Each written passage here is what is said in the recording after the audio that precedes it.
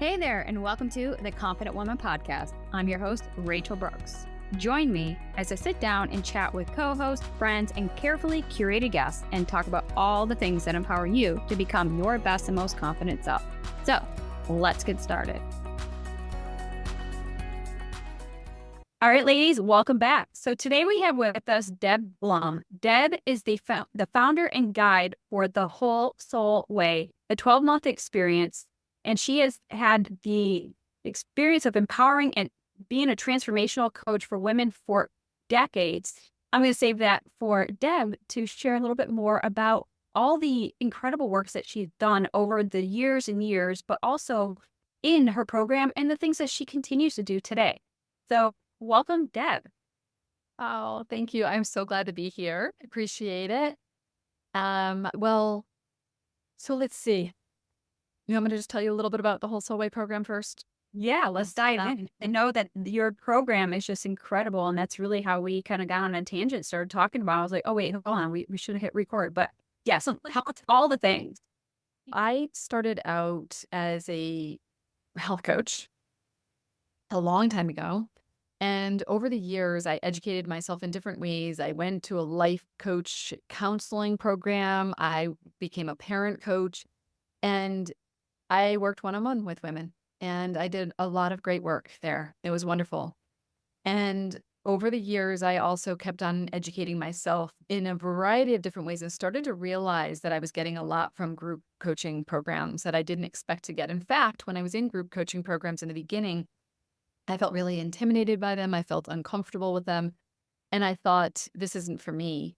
And then I stuck with them and realized that sometimes the best growth is in community and with other women. A lot of times I was in all gender groups, but I happen to work with only women in my program, anyone who identifies as a woman. And I find that the group model has been amazing. And so where I am now is that I have this program, and it is a 12-month experience.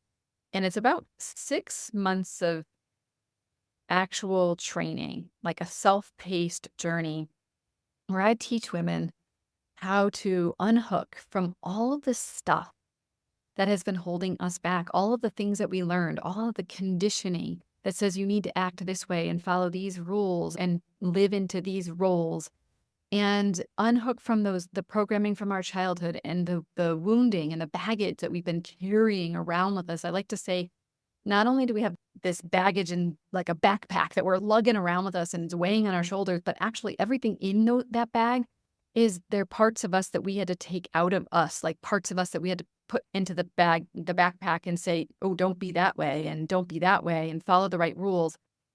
And so we're left with this emptiness inside of us, these holes inside of us. And what we're longing for is wholeness. And so I teach this process that is not just a one-time process, not just a couple of tips and tricks. It's actually a system that we can use over and over in order to learn how to continually deal with all that life throws at us in a way that makes us more whole over and over again. So we find each place in us where we feel emptiness, where we have wounding, where we are hurt, and we start to come back and literally reclaim our wholeness, reclaim connection to all of who we are, because I believe that part of the reason why so many of us are lacking confidence, so many of us aren't doing the things that we want to do, or we're stuck in relationships that really are feeling unfulfilling, but we don't know how to make them fulfilling again, is actually because deep down inside, we've lost connection to ourselves. And we're sort of seeking and longing and trying to grasp for things outside of us to fill up that hole. And then also, because of that emptiness, we feel a sense of really not feeling safe in the world, feeling kind of what I would say untethered in the world.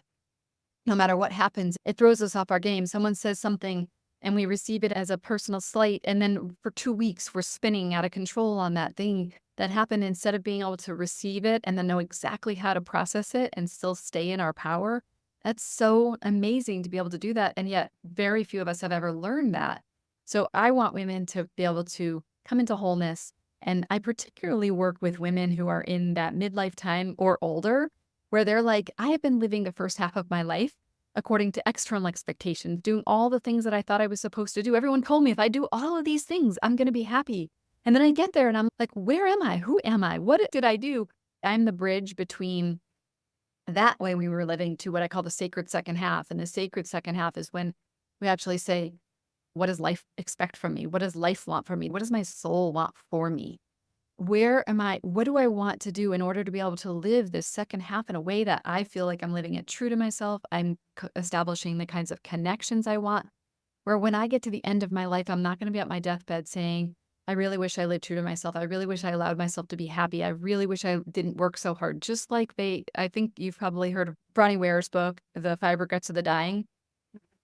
I don't want anyone to have to get to that point where they live that way. I don't want women to feel like they have to get a divorce in order to be happy. I don't want women to feel like they can't be their shining, bright, brilliant, amazing, effervescent self because they were told that they can't. And because the rules of being a woman are like, no, you need to play small, don't intimidate anybody, don't play too big. I want us to really be the fully expressed, amazing beings that our creator made us to be. And that's what the Whole Soul Way is all about. It's about going from wholes to wholeness. I love everything that you just said. I'm jotting down like all kinds of notes because this is really just speaking to me. And I feel like we can have such a beautiful conversation as how we can guide this because a few things that came up. I mean, obviously I really resonate with the holes leading to wholeness because in my story, I came broken. I was just pieces and I was looking to be put back together whole. But what did wholeness even mean to me? And so that sent me on this quest of finding things to fill that hole. And it's like what you had said, from our perspective, we're looking from the inside out, and that's the world. We're asking the world, can you fill this void? I need this. And so how do we fill that? We're coming at it from a place of woundedness. Can you help me put a Band-Aid on this? And that's what we're asking, but we're not really, I almost think that, pulling from my experience, it's like I didn't even have the insight and the awareness at that level to say, I don't want a Band-Aid anymore. I actually want to be healed. How do we heal this wound? And that sent me on this journey, which, my book, Chasing Perfection, it's a journey of healing, fitness, and self-love. So much healing had to come from just my own inaptness because I didn't know who I was, but all I knew was the damages. And I looked at myself as this brokenness. So that's who I became. So if somebody said, well, who are you? I'm like, I don't know. I'm broken. I'm damaged. I'm used, abused, throw me out. Like I did not see value in me because of how the world or life, how that colored my lens and my perception of my own perceived value of worth. So I love that you brought all of that up because I can not only relate to that, but it's almost like I could still always go back and feel what I felt as that woman. And then you had mentioned, losing connection with yourself, right? What if you didn't even know who you were to even have that connection? So we can lose the connection, but there's also that starting point of like, I didn't even know who I was. And then as we grow and we're evolving and just through life's experiences, age, maturity, wisdom, all these things, they're constantly refining us. So we start to address and ask ourselves again, well, who am I today? You mentioned about a second half of life. You don't have to be in your 40s, 50s, and 60s. You can change at any point in your life. And this is beautiful where you get to reclaim that wholeness and that power to be you again. But the question is, who are you today? Mm-hmm. I love this. Continue on because I'm like, Well, I mean, you've already filled up half a page of my notes already. well, what you said too, though, first of all, I think there are a lot of people who are starting to, at a younger age, have a midlife awakening. Some people call it a quarter life awakening, but and that's why I don't like to put dates and times or years because it really is. I really do think that it's available to all of us. Maybe it's even available for, if we really understand this, maybe we wouldn't ever lose ourselves. You know what I mean? Like if we understood this in grade school, maybe if parents understood it better, they wouldn't ever put their children in a situation where they have to abandon themselves. Dr. Gabor Mate talks about this concept. We have two primary needs. Our primary needs are breathing, food, those things, right? I like the way he talks about it because it's the concept of the need for acceptance and the need for autonomy. Most children, when in a situation, will choose their parents or their primary caregiver's acceptance over their autonomy any day. They won't even know they're doing it. They're not going to make a conscious decision. But survival will always trump everything. And survival for a child is to be accepted and loved by their parents, their primary caregivers, even their teachers, even their siblings, their people in their space. And so if these big people tell them that something isn't okay, they will try to conform themselves to fit, to adapt to their environment. And these adaptations that we have as children are really resourceful. They're actually super resourceful. And I don't want anyone to feel like they're awful bad people because they learned how to cope and they abandoned themselves as children. I really believe that it was highly resourceful, and it might even just be the way that it goes. If you look at Carl Jung, he says that the first 40 years of your life is just research and life starts after that. And he is a big believer in the concept that the first half of your life is egoically driven, meaning you almost need those years so that you can do things like get your foundation, like Maslow's hierarchy of needs. You have to get your basic needs met. Do you have a place to live? And do you have an ability to make some money? And do you have some drive for a career? And our drive for, say, like to partner, and our drive perhaps to procreate, these types of things, a lot of them are biological in those first 40 years. And so to me, a lot of this is not shaming anything that's happened in those first 40 years, because it could be 20 years, but those first up to 50, 60 years, because part of it's our culture, part of it's our biology. And so I like to say to people, the beauty is in the moment when you realize you don't want to live that way anymore. It's not like, oh, but I wish I hadn't been living that way before. It's more like, oh, I'm so blessed I didn't die. I didn't get to my deathbed and figure it out. Like I might have 20, 30, 40, 50, 60, 70 years left to be able to unhook from all of that. Because one of the problems we have is we are so hard on ourselves. So if we look back and we say, I wish I had known this but earlier, you didn't. It's okay. One day you woke up and you realized you don't want to live with this way anymore.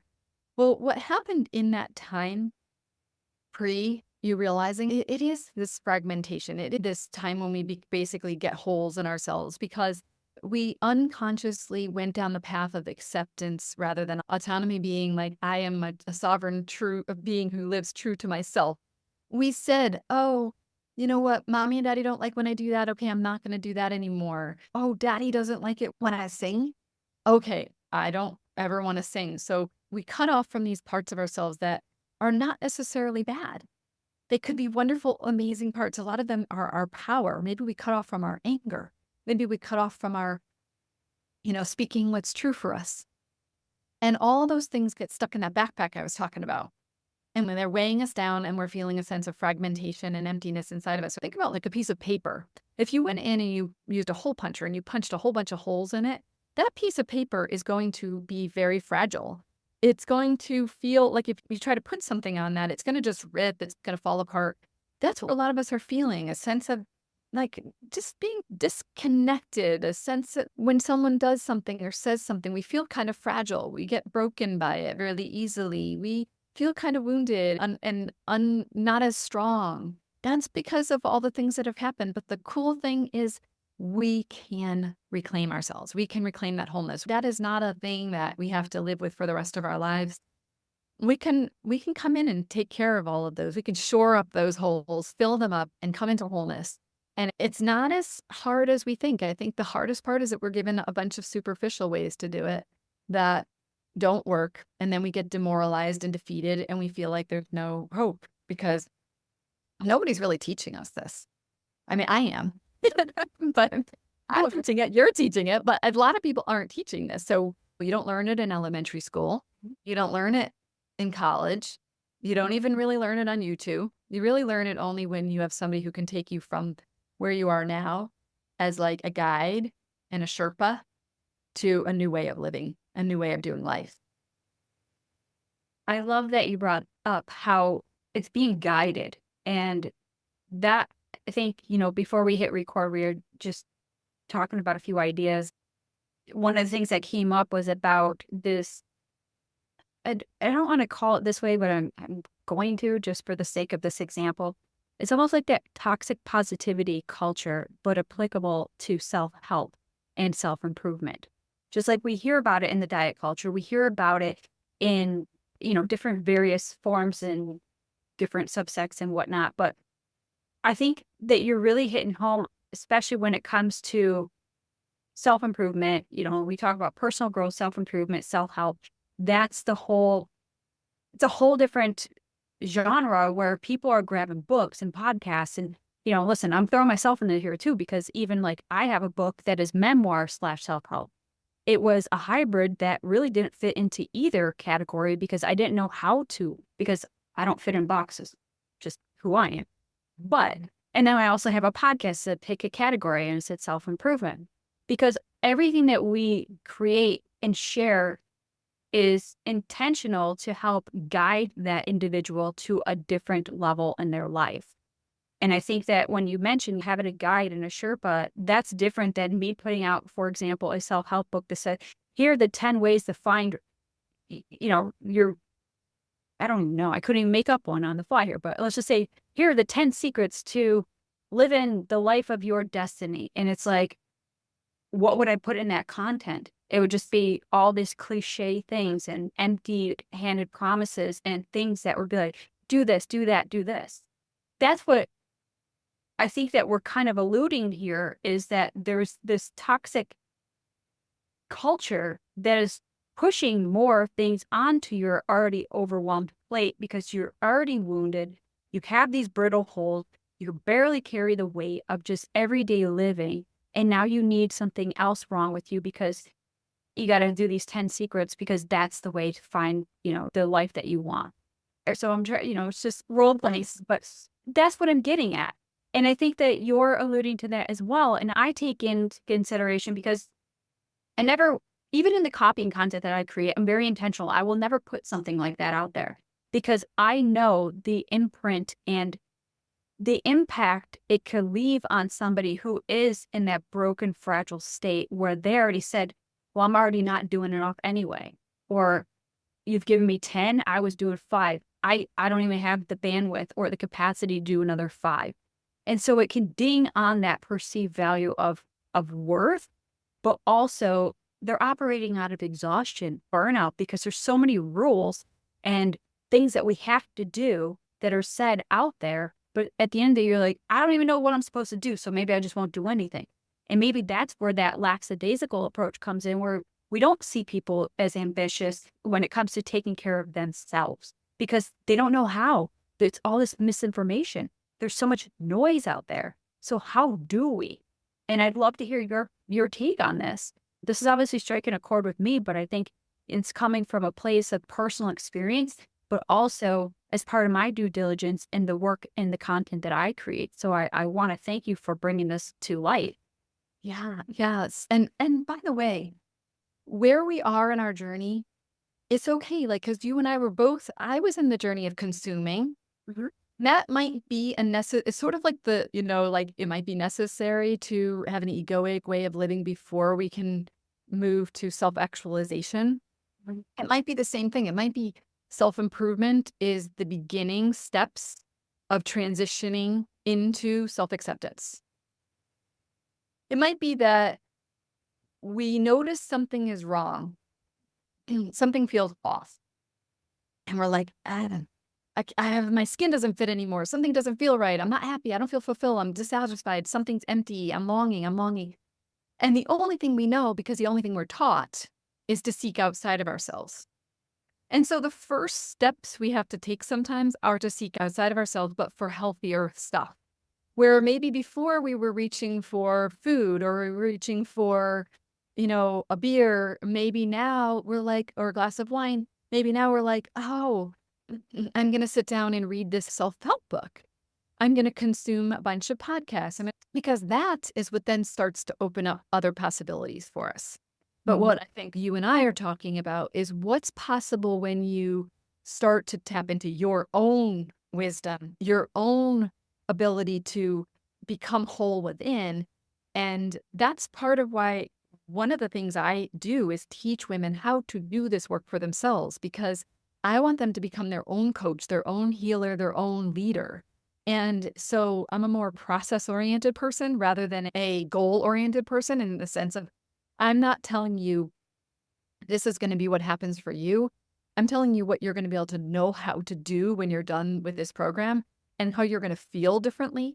And I think that what you're saying is, in some ways, what we don't know is how to build the foundational item, foundational pieces. So we're trying to solve problems by fixing what we think are broken pieces of us on this surface level thing. But the reality is, we needed to come from underneath and do this inside out thing where we say, why am I doing what I'm doing? So instead of me saying to myself, oh my God, I can't believe you just ate that thing again. Like, what is wrong with you? Like, you just did it again. Or why did you just say that way? Or, oh, instead of that, or instead of, oh my God, that person's so awful. Like, why did they say that to me? They're so mean. They're so disrespectful. What we then want to go to is, wait a second, but why did I end up in the pantry? What happened before that? What was I feeling? And then we can have compassion for ourselves. Or, oh, look at me taking it personally that person said that thing. Oh, I wonder why they took that so personally. And then again, we can have compassion rather than beating ourselves up or beating up another person. We get to go to the layer under it. And so people talk about self-compassion. A lot of people will say things like, well, I am compassionate for, like, that I ate food or I did this. And I'm like, no. But the part that needs the compassion is the part of you that underneath it that felt the compulsion toward it or felt the reaction toward that. And so then it's like, how do we come in and start to say, there's not a rule book to this. It's just, well, what would you say to your friend who was sitting there across the table from you and just felt that way? You might say, oh, I wonder why you ended up in the pantry. Did something happen before that? What my husband and I like to say is that the thing is never the thing. The thing is never the thing. So whatever we think it is, you got to be a detective. Same with, like, if you have children, when your kids are acting out or whatever, they're almost always acting out. We act out things that we haven't processed and we haven't metabolized and we haven't put words to. So when we act out our anger, it's because we probably haven't allowed ourselves to actually face our anger, feel our anger, allow us to understand our anger. So anger becomes a projection out into the world, and we act it out to others or we act it in toward ourselves. Same with any of our things that we have. We either play them out in behaviors or we go into them and we actually face them. Mhm. And then we wonder why, oh, like, I'm sabotaging myself. Oh, I keep, playing out the same unhealthy pattern. Well, it's not because you're absolutely 100% normal. It's what every human does until we realize that there is a real good reason why you do what you do. And we start to go to that level. That's where the magic is. That's the magic. And that's where we can have compassion. That's where we can do inquiry. That's where we can heal. That's where we can come into wholeness. Because we never got compassion for those things. Those are probably places in us that we never received the love, the compassion, the care that we needed as children. And we can do that for ourselves. Yes, I love that you brought this full circle, because that's where I was going with the whole conversation. And it's I think for us as consumers, we're consumers of this world. We take in a lot of information, but there's no really filtration process to turn the information into knowledge as applied action. And that's how you start to sort through what is and isn't for you at this point. Because we're consumers, like I said. I mean, we're consumers of social media. We get all these tips. We get, subscribe to emails. We get more tips. And then we're watching a YouTube with more tips. And then we're on this other social media platform with these tips. And we're just consumer. And it's very overwhelming. Yes. But if we don't have that awareness that says, I'm cautiously consuming with the intent, and this is actually what I'm trying to seek and find, so that I can now get to that different layer or that depth, so I can heal or address or minimize whatever that is. That's the whole concept of where I was going with. If we start consuming without intention, we're going to feel overwhelmed. We're going to feel like we're spiraling more out of control than we are in control of our own lives. Digesting, and essentially that whole concept of you are what you eat, you are what you consume. Yep. Consuming, and we don't discard it in ways that feel healthy. So we start piling that into our backpack. We start carrying that around as well. So it becomes heavier. We're going through already that paper analogy, hole punched all the way through, carrying this heavy backpack. And eventually that paper is just going to rip. And that's where we could find ourselves if we don't get ahead of that. And that comes back to a lot of the work that you do. So the authenticity is really where you get to be who you are, and there's just being with freedom. And there is no pressure to become something other than what feels right for you as your true self. And a lot of things that you were talking about, I'm kind of bringing in a couple different books that I've recently read, and it really speaks about the thinking mind, like the narration, so your thinking mind and your observer mind. And that I thought was interesting. So I'm reading another book by Michael A. Singer, which first of all, I love his book, Untethered Soul. And then this other one is called The Life's Experience of Perfection or something like that. So obviously, spoke to me because I'm a perfectionist. Recovering, that is. And and it just really spoke to my soul, because it's like, how many times do we catch ourselves in the act of thinking instead of the act of awareness? Like, we don't have to act on everything we think, but what if we can hear the narration before we start acting on impulse?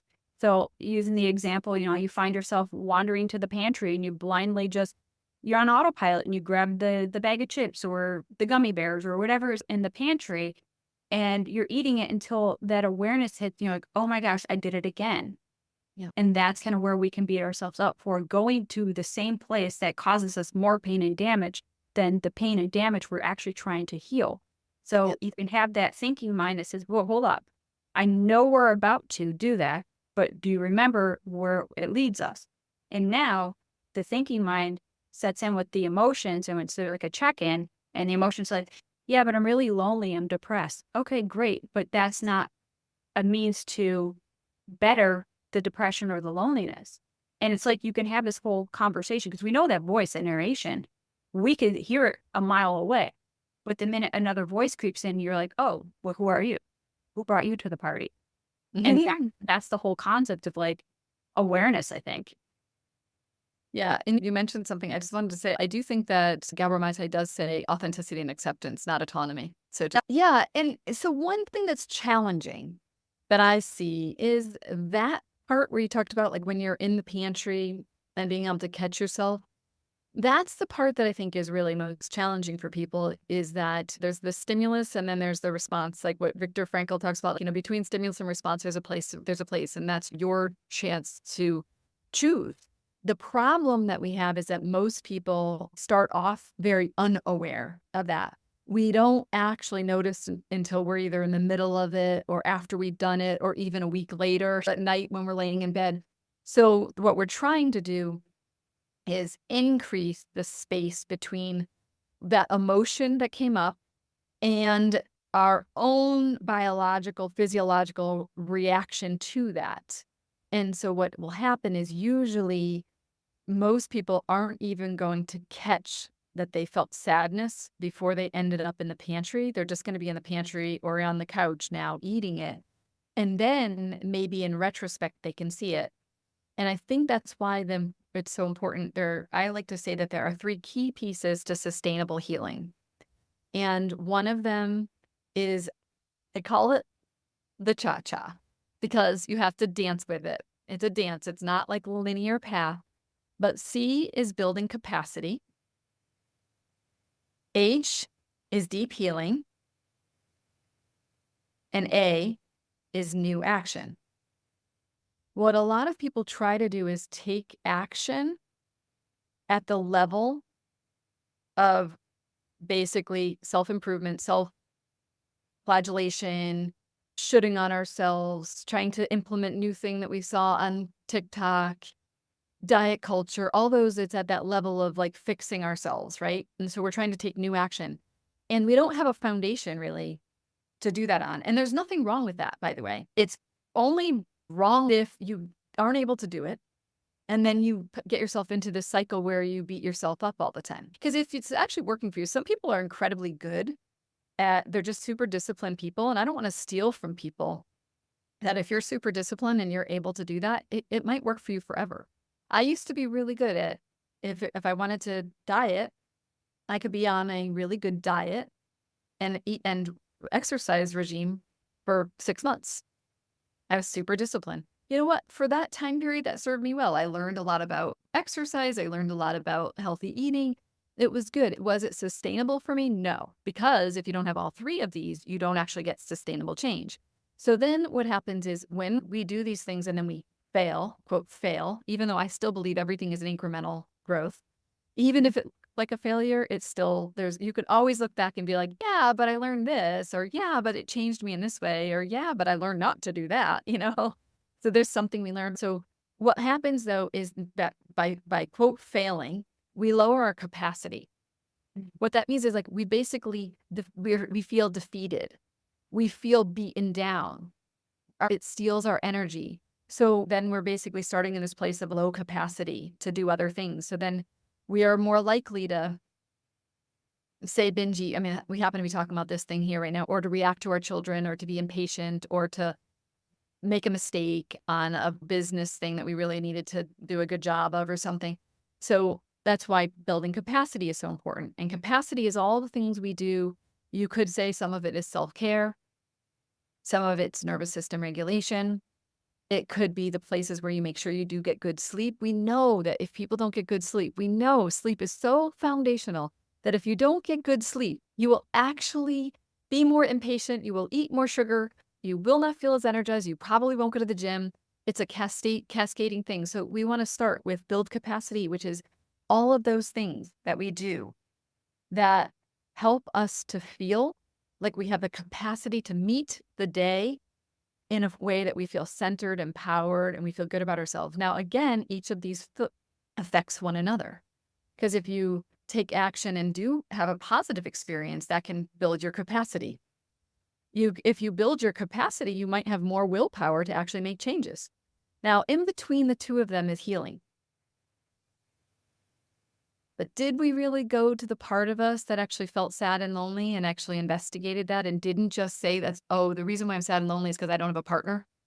Or the reason I'm sad and lonely is because my friends are all out of town and I don't have anyone to go out with? No, that's not why you're sad and lonely. That's the good excuse for it. You can give a rationalization for everything, but no, the reason why you're sad and lonely, the reason why you hurt feelings, the reason why you got reactive, those are all related to attachment wounding, relationship wounding, childhood hurts, big T traumas, little T traumas, whatever you want to call them. All the ways that you didn't get your needs met as a child, all the ways that we got hurt. And most people will say it's in the first 7 years of our life that almost all of that wounding happens. And it's not like people did it on purpose. Mom and dad just had their own issues. It might have been as simple as you asked your brother to play and he told me, I don't like to play with girls. And somehow you decided that, being a girl is bad, and now you've carried that with you for the rest of your life. It might have been that you were dancing, playing, singing.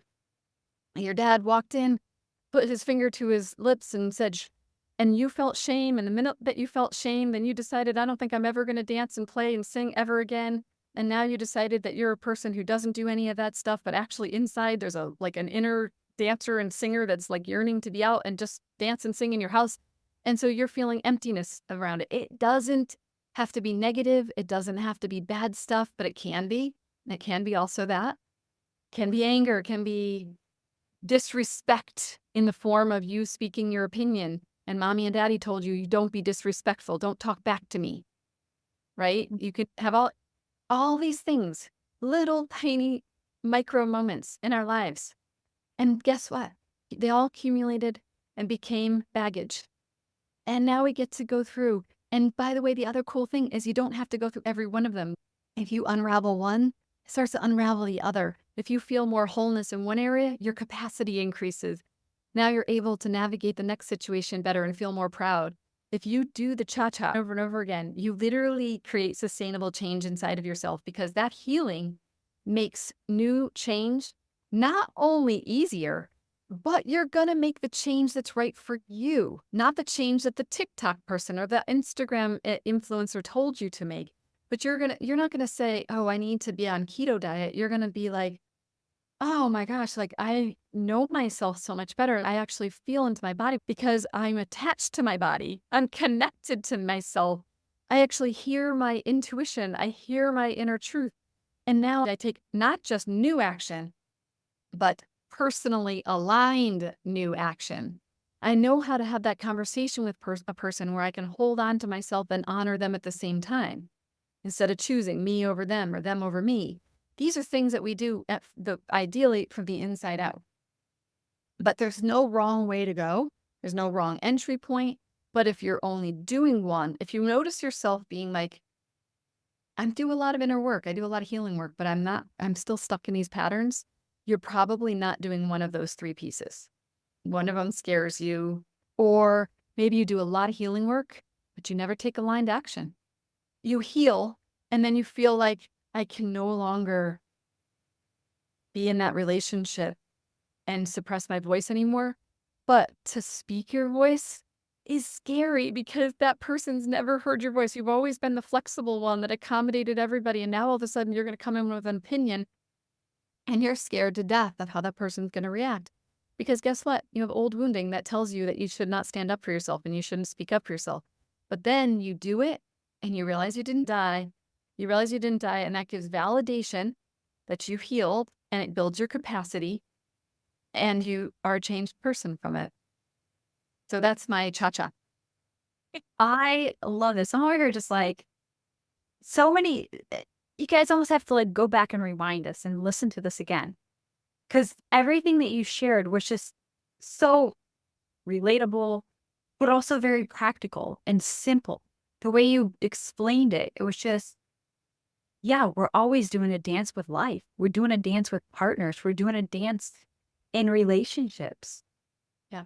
And you have this relationship with yourself.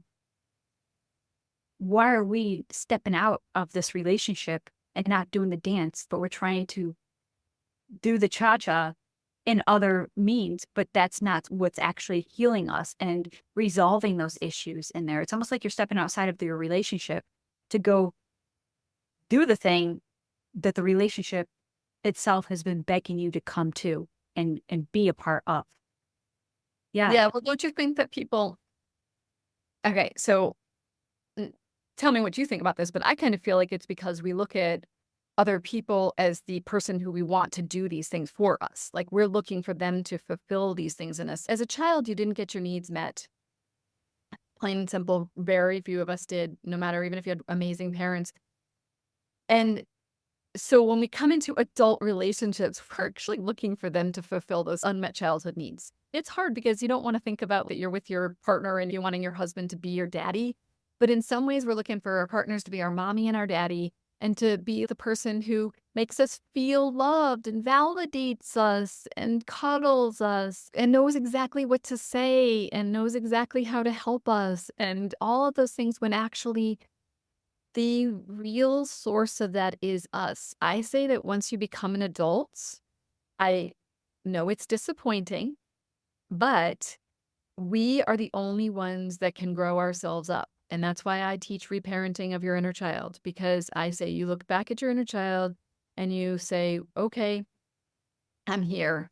I'm here to give you the things you didn't get. I think what we do is we often turn away from ourselves. So imagine if I'm here and I want my husband to do something for me. Inside me is a little girl, and she is right here looking out with me. We're together. And she wants us to turn around and give her a hug. But we don't do that. Mm-hmm. We look to somebody else to give us a hug. Mm-hmm. So we're disappointed and saddened about something, and we turn around and we say, somebody else needs to console us. Now, believe me, I am a big believer in relationships. I'm highly committed. Like, I'm a diehard about making my relationships work. So it's not that I don't believe in relationships, but I believe that it's very hard to have the kinds of relationships we want with other people if we don't have the relationship with ourselves that we want. And we're often looking for somebody else to love us and do these things. In fact, one of the things I offer to people as one of the most amazing tools you can ever use is your dominant hand, whatever your dominant hand is, think of it as like a parent, and then your heart or your belly or someplace on your body. I like the heart.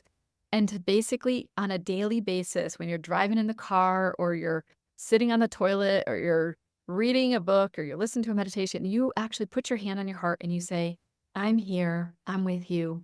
You're not alone. We're in this together. And you start to build this relationship with some, I don't care.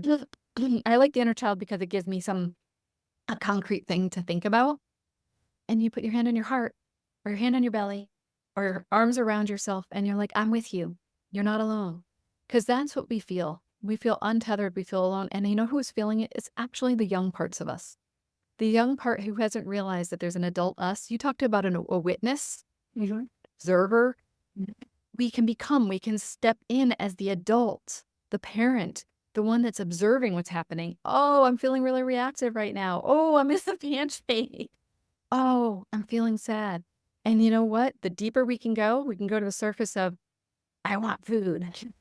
That's going to make me feel better. Oh, of course you want food. That's what you always did. That's what we do.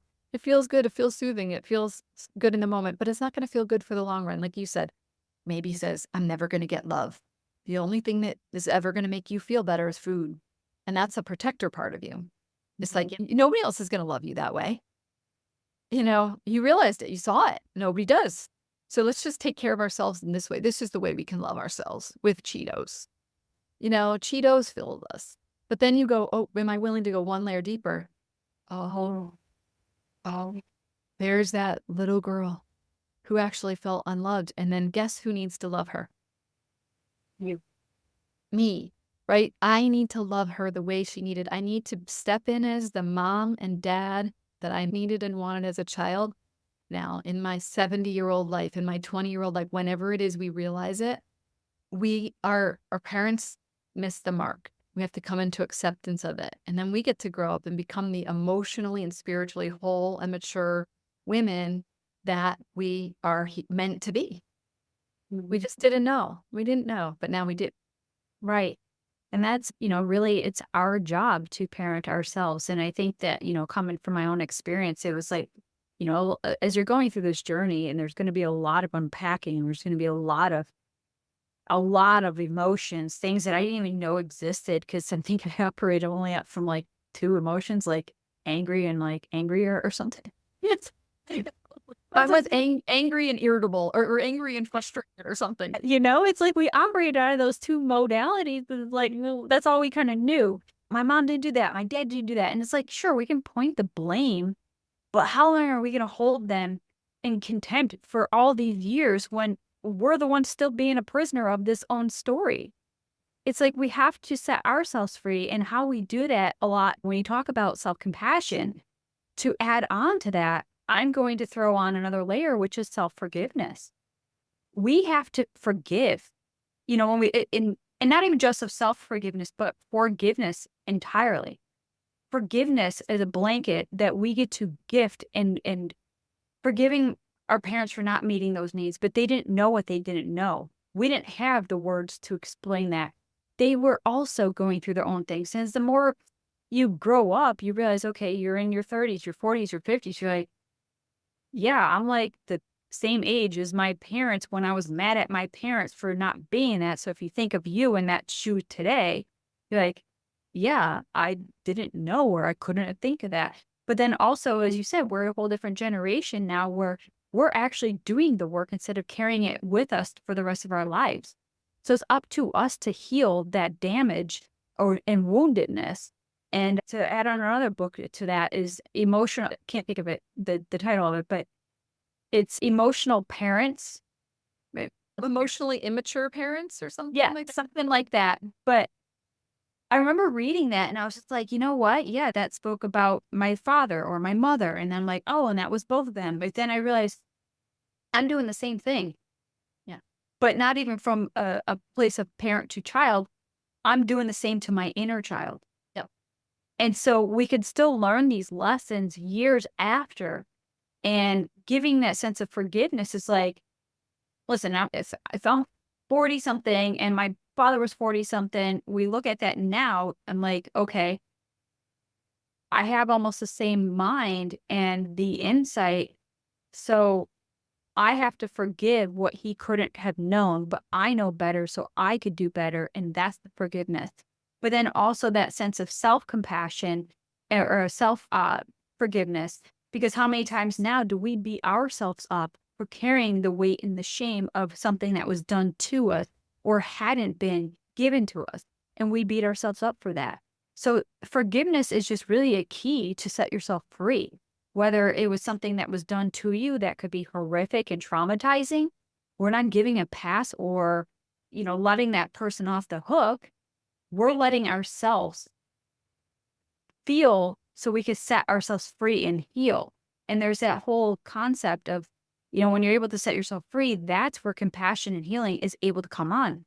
And because, as you said, Deb, it's about the attachment and how we're carrying all these things with us in this backpack that we essentially have to just pick out and sift through. And that's the scary part, because we got to face those demons and skeletons and the secrets, the shame, the lies, all that stuff that we've been carrying around, which is just so dang heavy. Like, I didn't have a backpack. I had a U-Haul. Yeah. The longer we go, the heavier it gets, and the more stuff we keep piling and packing away, thinking that we'll just ignore it, it'll go away on itself. It will always show up, and as you said, in those shadow works. So, oh my gosh, we've unpacked, yes, pun intended, a lot this episode. So, Deb, as we start to wrap things up, I would love for you to pull everything together, give a few last remarks or things that you want to share, and then some of the takeaways that our listeners are. So, Deb, please. Well, one thing that might help a little bit is that if people go to thewholesoulway.com/triggers, some of the details about the cha-cha are in there.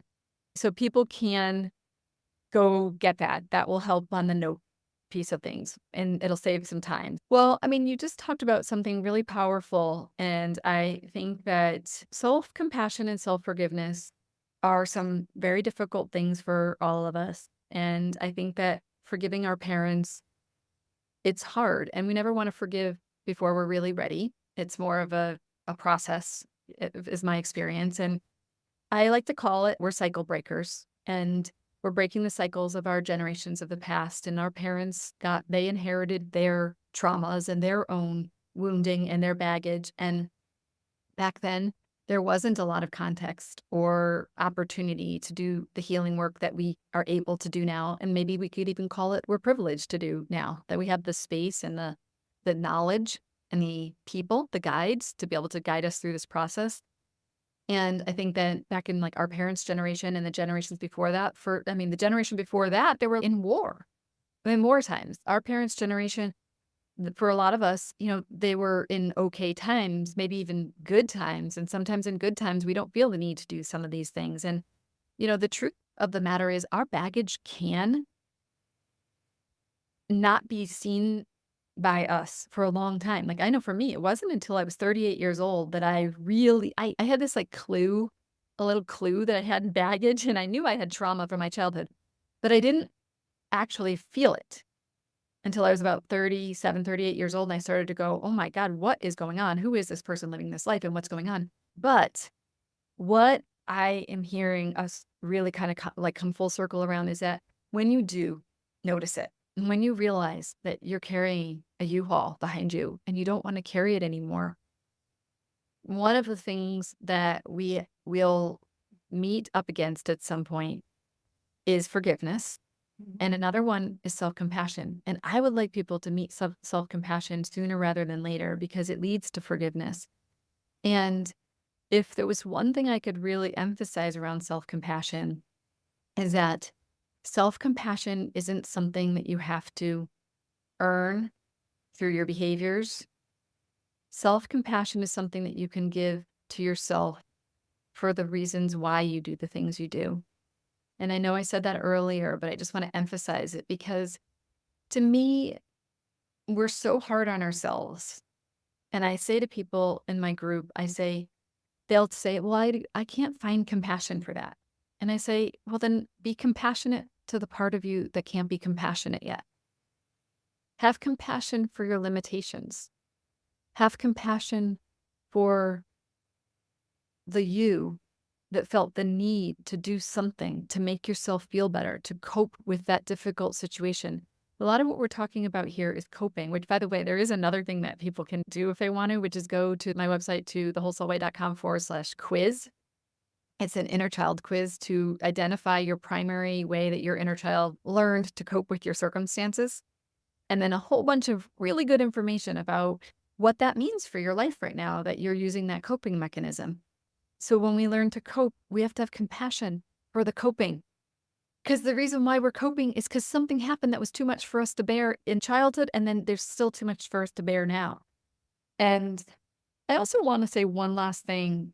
Forgiveness is a funny thing, because I truly wholeheartedly believe that we are free when we forgive. I really believe that. And I also understand how hard it is for people. I just wanted to have compassion for how hard it is to forgive. That forgiveness is something we don't want to forget to do, because it's freeing for ourselves, to forgive others. We have to grieve that people disappoint us. We have to grieve that the other person in your relationship is also a wounded, flawed human with their own baggage.